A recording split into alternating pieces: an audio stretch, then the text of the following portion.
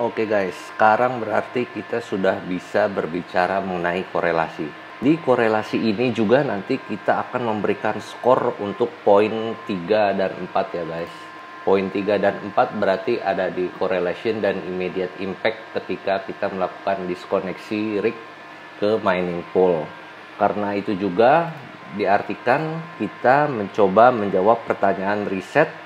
Yang ketiga adalah how net hash difficulty affect miners and mining pool.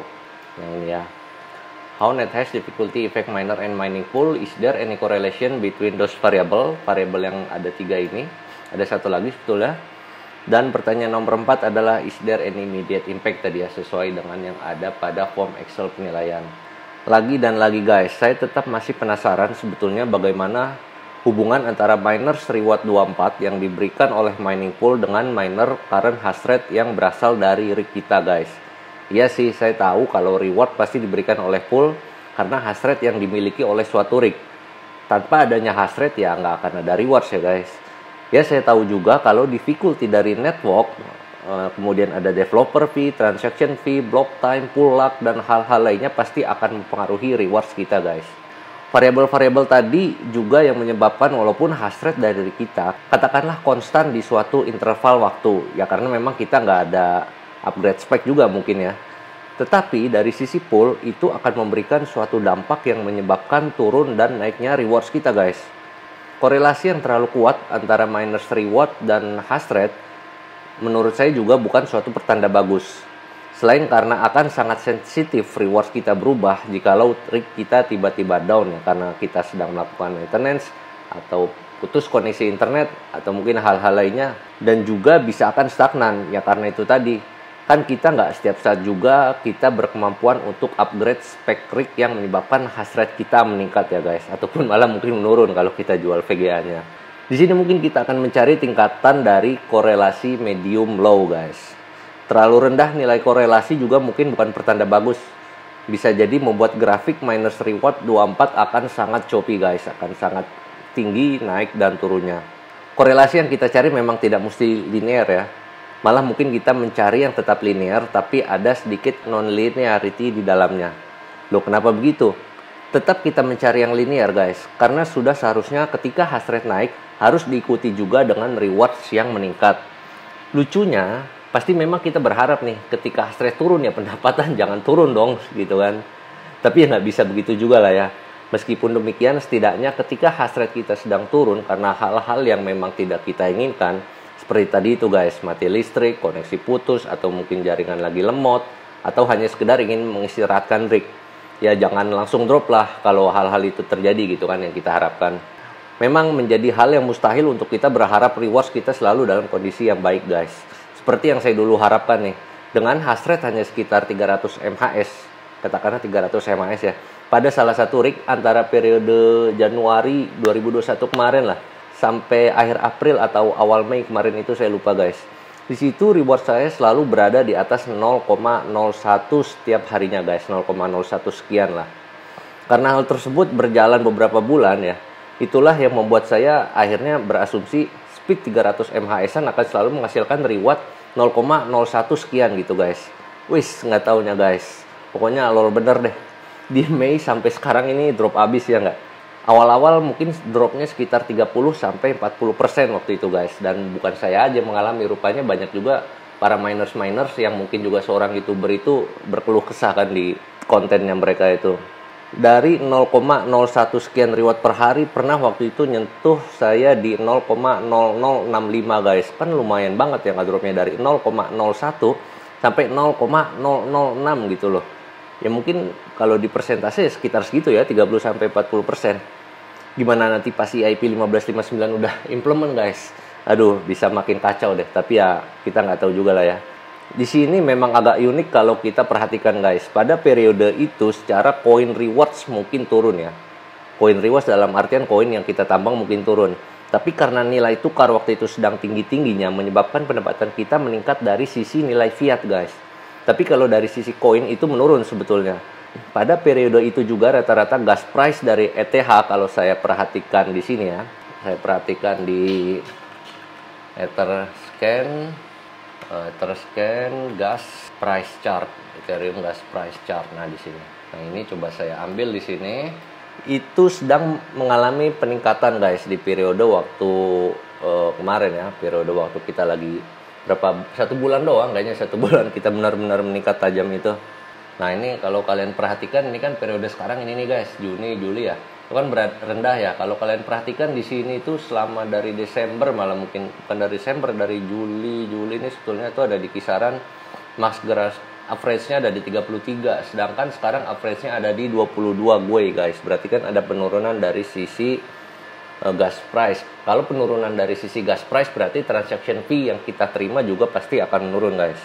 Bagusnya net difficulty dari Ethereum sendiri belakangan ini juga ikutan turun guys, karena itu juga menyebabkan sedikit berkurangnya persentase penurunan dari 30 sampai 40% awalnya, sekarang berada di sekitar 10 sampai 20%-an. Menurut saya kalau net difficulty tetap berada pada kisaran sekarang ini, coba net difficulty kita lihat sekarang ini berada pada 6,555068 terahash ya guys. Nah kalau menurut saya tadi, kalau net difficulty berada di bawah 6,8 terahash, kemudian gas fee naik, gas fee-nya harus naik nih ya, ada kemungkinan pendapatan kita kembali naik guys. Itu juga dengan syarat nilai tukar masih berada di kisaran 2000 sampai 2100 dolar lah guys ya. Kalau udah sampai menyentuh di bawah 1800 itu udah surem guys. Tapi masalahnya kalau gas fee naik, surem nambang nanti dari flex pool guys. Ethermine juga mungkin salah satunya. Pokoknya untuk pool-pool yang ada skema narik payout fee dari miner pasti akan surem lah, karena kemahalan itu gas price-nya nanti ketika kita akan narik duit guys. Oke, saya cukupkan aja segitu curhatnya guys.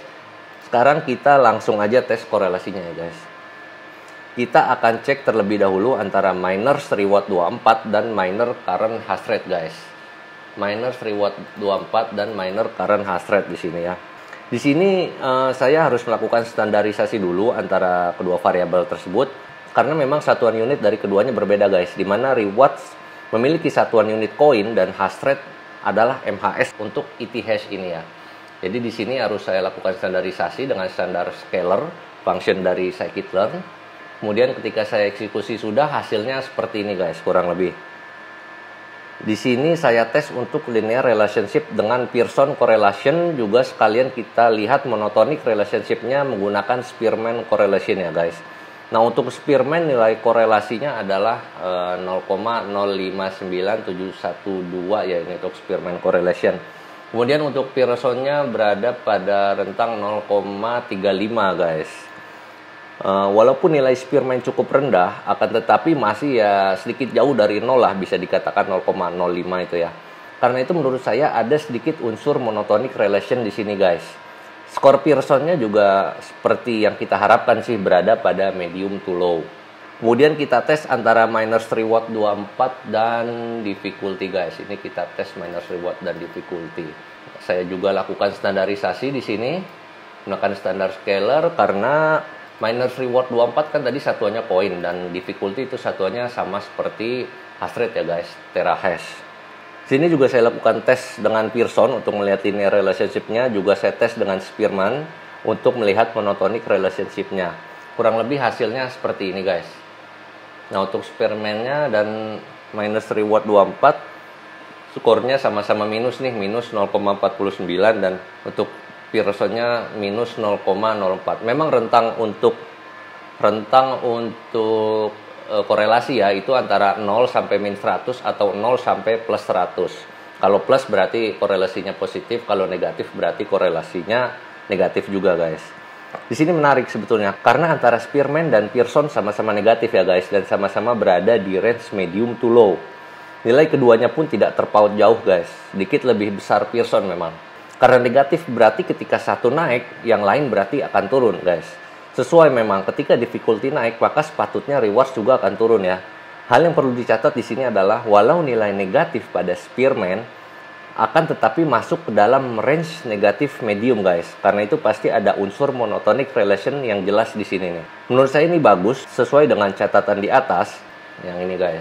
In a monotonic relationship, the variables tends to move in the same relative direction. Yang perlu ditanda kutipkan adalah but not necessarily at a constant rate guys. Karena tidak dengan rate yang konstan, dalam artian bisa jadi ketika difficulty naik, terkadang reward turun dengan pergerakan lambat guys, yang mana menurut saya bagus di sini.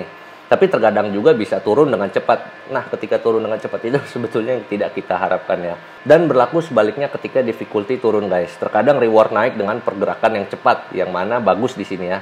Tapi terkadang juga bisa naik dengan lambat, yang mana itu tidak kita harapkan. Kita maunya ketika difficulty turun, pokoknya rewardnya naik dengan cepat gitulah guys ya. Kemudian juga untuk minus reward 24 dan estimated rewards, berarti di sini antara pool dan antara what to mine ya guys. Kurang lebih seperti ini hasilnya. Untuk Spearman nilai korelasinya 0,73 dan untuk Pearson nilainya 0,68, sama-sama positif guys. Berarti ketika satu naik, yang lain juga akan naik. Kemudian keduanya juga berada dalam range medium to high menurut saya. Sebetulnya yang saya harapkan di sini adalah Pearson lebih besar dari Spearman ya guys. Karena kita berharap justru linear relationship lebih besar dibandingkan monotonic. Kenapa? Karena kalau what to mine naik, kita tentu berharap pool pun segera menyesuaikan reward dengan keadaan global ya nggak guys. Yang menarik di sini adalah adanya pernyataan ini guys. If you have Spearman lebih besar daripada Pearson, that means that you have a correlation that is monotonic but not linear guys. Justru karena nilai Pearson berada pada rentang medium to high, maka pernyataan barusan ini sepertinya bisa kita tepis guys ya. Kecuali kalau memang rentang Pearsonnya di bawah medium to high, misalkan medium to low berada di 50% ke bawah, itu mungkin pernyataan ini tepat guys. Selanjutnya kita tes antara miners current hash rate versus difficulty guys. Miners current hash rate versus difficulty di sini. Kurang lebih hasilnya seperti ini ya. Untuk Spearman-nya berada di 0,01 dan Pearsonnya berada di 0,019 tapi negatif. Seperti yang bisa kita duga nih guys, kayaknya nggak ada hubungan antara net difficulty dengan hash rate yang dihasilkan oleh kita ya. Tapi meskipun demikian guys, nilai keduanya masih bisa dikatakan tidak terlalu dekat dengan 0 loh ya. Nilai Pearson negatif ini menarik karena berarti ada indikasi kalau difficulty naik, pool akan menurunkan hash rate yang dibaca dia. Jadi misalkan ketika difficulty naik dari hash rate yang read by poolnya misalkan ya, jadi dari 300 gitu. Terus ketika difficulty naik tiba-tiba turun jadi 288, 287 gitu kan. Mungkin itu salah satu strategi mereka untuk turut menurunkan reward kita juga ya, tapi itu hanya dugaan guys. Oke guys, sekarang mau saya tes untuk dua pasang variabel aja nih untuk mencari tahu hubungan non-linear ya. Sisanya nanti bisa kalian coba-coba sendiri guys. Ini ceknya seperti ini. Di sini saya akan tes adanya non-linearity dengan menggunakan metode linear guys, justru dengan menggunakan metode linear regression. Loh, kok tes non-linearity dengan metode linear gimana sih? Ya emang agak unik di sini guys, tapi ini sangat bisa kita pergunakan ya. Kita akan amati nilai dari R-square-nya di sini dan juga pastinya si nilai p-value. Nilai untuk R-square di sini ketika kita tes antara kita tes dulu antara estimated reward dan minus reward 24 ya guys. Nilai untuk R-square-nya adalah 0,046693. Berada dalam rentang medium to low guys. Kayaknya ada unsur linear sebetulnya di sini ya, tapi nggak terlalu kuat karena skor prediktornya berarti rendah ini, akurasinya hanya 47%-an. Nah ini skor seperti ini sebetulnya yang ingin kita hindari ketika kita akan melakukan prediksi nanti guys. Berdasar artikel yang saya baca ini guys, nah di poin ini ya teman-teman bisa perhatikan di poin ini.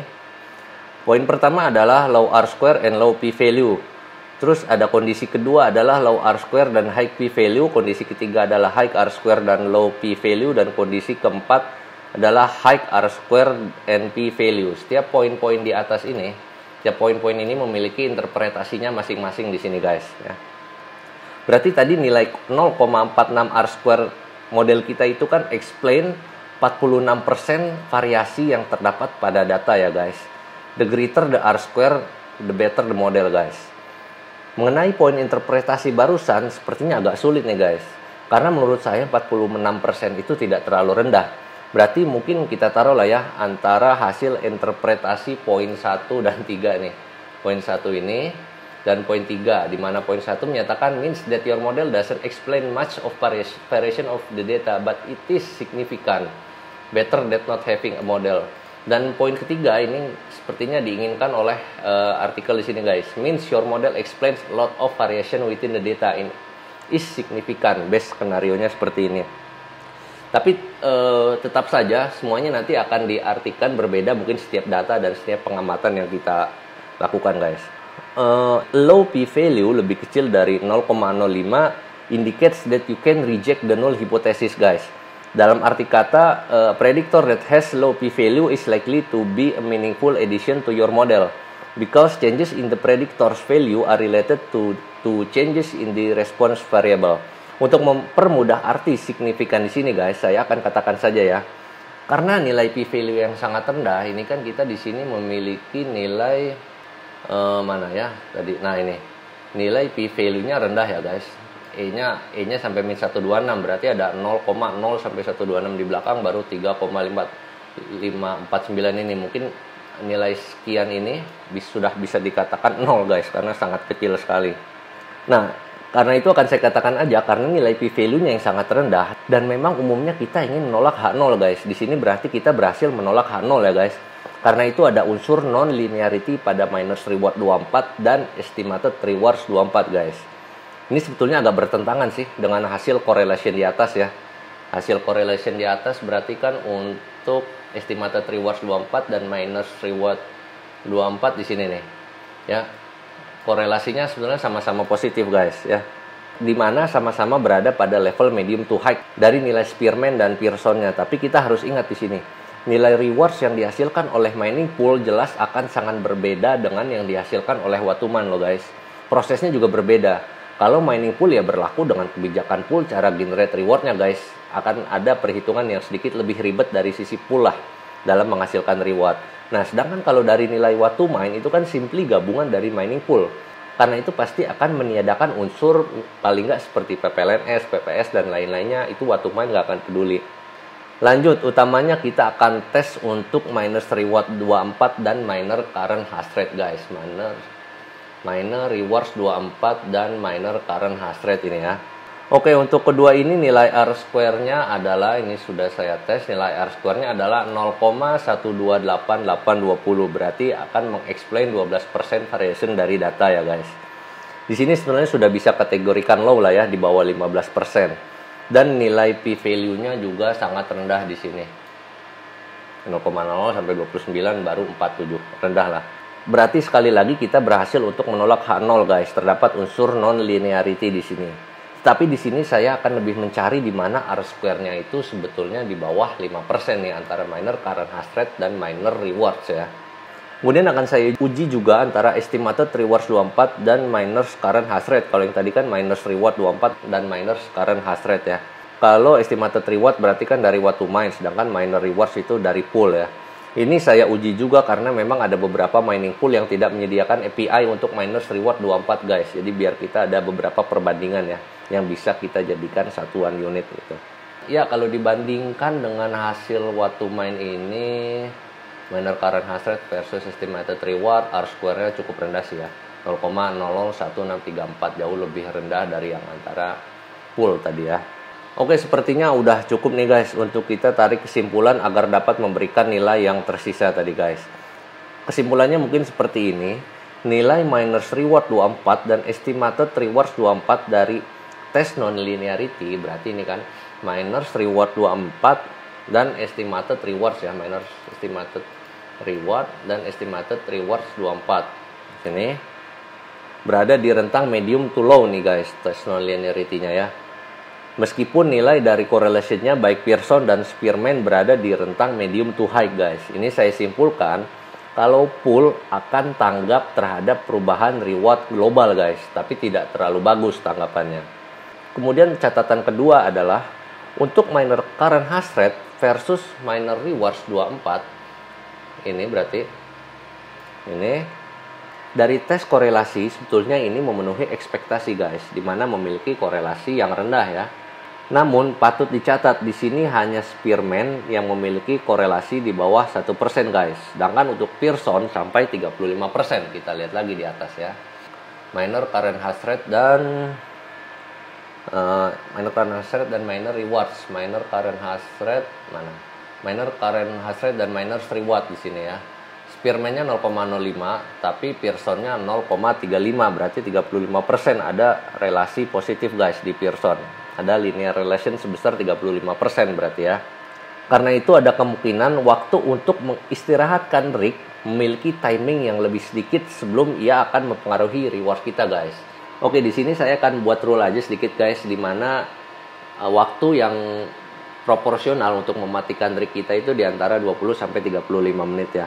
Karena memang tes yang pada 2Miners ini memiliki timing yang lebih sedikit, dalam artian kalau kita mengistirahatkannya di antara 20 sampai 35 atau 20 ke atas, mungkin itu akan segera mempengaruhi reward kita pada hari itu guys.